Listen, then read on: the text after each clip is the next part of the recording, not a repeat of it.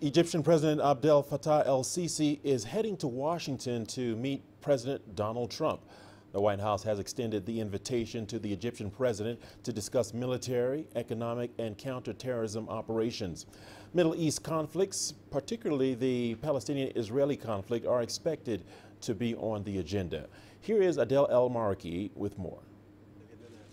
U.S. President Donald Trump and the Egyptian President Abdel Fattah el-Sisi appear to admire each other.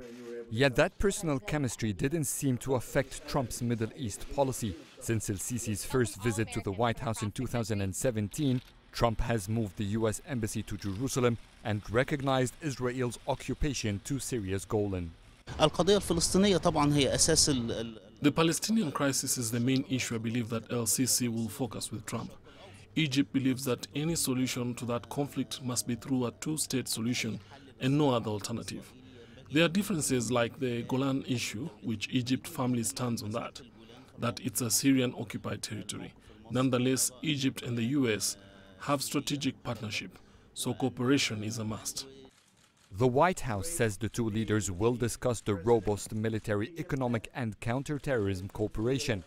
But el-Sisi's trip to Washington comes at a critical time. Criticism in Congress is growing against Egypt's human rights records and an upcoming constitutional referendum that could allow el-Sisi to remain in office until the year 2034. President Sisi has been keen not to allow other countries to interfere in Egyptian internal affairs or to make comments about it. On the other hand, we also know that President Trump isn't really interested in talking about issues of governance, issues of human rights, issues of democracy, etc. He's pursuing a different line of policy here. Under Trump's administration, there has been little concerns in Egypt over bilateral relations. Congress has tried many times to stand in the way of Egypt's $1.3 billion annual military aid, but Trump has managed to deliver.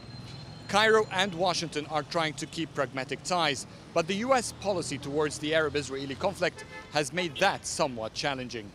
Adel El Mahrouky, CGTN, Cairo.